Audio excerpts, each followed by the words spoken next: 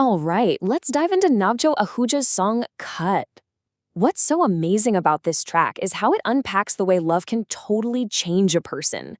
And it all begins not with some big dramatic gesture, but with something as simple and personal as a letter. This one line, it's everything. I don't believe in God, but for you, I'll pray. I mean, wow, it's such a powerful paradox, right? It just grabs you. This sets up the whole theme of the song. A love that's so strong, it makes someone go against their own fundamental beliefs. And it's not about them changing their mind or converting. No, not at all. It's purely about selfless devotion to someone else's happiness.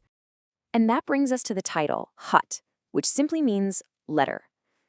Think about it. In our world of instant texts and DMs, taking the time to actually write a letter, that's a huge deal. It's a physical, deliberate act of care. It takes effort, it takes thought, and it really sets the scene for a story that's all about these incredibly personal gestures. Okay, so we have the letter. But where does this whole journey of devotion really kick off? The song shows us it's not with some huge, over-the-top declaration. Nah, it begins with these really simple, really thoughtful acts of love. The first offerings are just two things, paper flowers and a letter. And what's so beautiful about this is just how simple it is. You know, paper flowers, they don't die. They represent this kind of lasting, handmade affection. And when you pair that with the intimacy of a handwritten letter, you've got the foundation for a really pure, really sincere kind of devotion. But look, these simple gestures are just the starting point. The song gets a lot deeper, really fast. It dives right into its emotional core, which is this incredible paradox between faith and devotion. You know, where what someone believes personally is completely at odds with what they're willing to do for someone they love. And this is where you see that central conflict laid out so clearly. On the one hand, you have this very direct statement, I don't believe in God. But on the other hand, there's this promise to pray for someone else, which is, a fundamental act of faith. The speaker isn't suddenly a believer. They're just borrowing from a faith they don't even share, all as an act of love. It's fascinating. And this devotion goes even deeper, getting into specific spiritual rituals. We're talking about going to the temple, lighting a lamp in their name, even praying to protect their lover's laughter from the evil eye.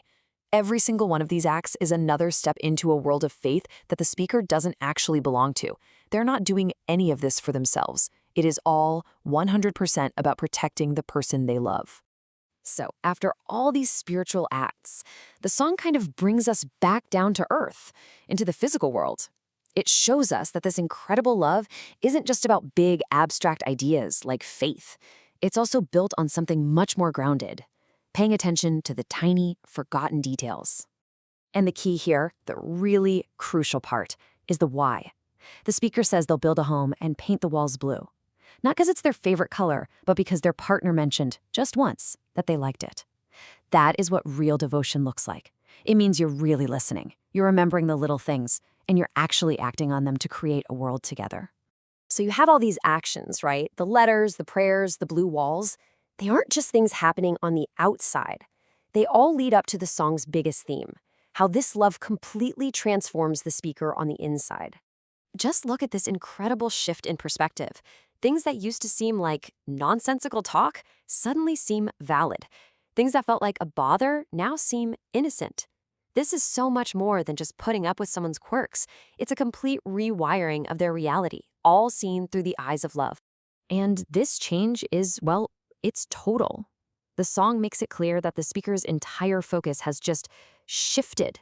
Everything they talk about, everything they think about, their entire world, both inside and out, is now centered around this one person. And all of this, it all builds up to this one ultimate declaration. After all the letters, the prayers, the blue walls, the speaker realizes their new purpose in life. I am made for you. It's like the final destination of this whole journey, a complete redefinition of who they are, all because of this incredible love. So when you get right down to it, Khat isn't just a love song. It's really a deep dive into identity. And it leaves us with a pretty powerful question for our own lives, doesn't it? What parts of yourself are you willing to change, or maybe even build from scratch for someone you love? And maybe more importantly, how does that kind of devotion end up reshaping who you are?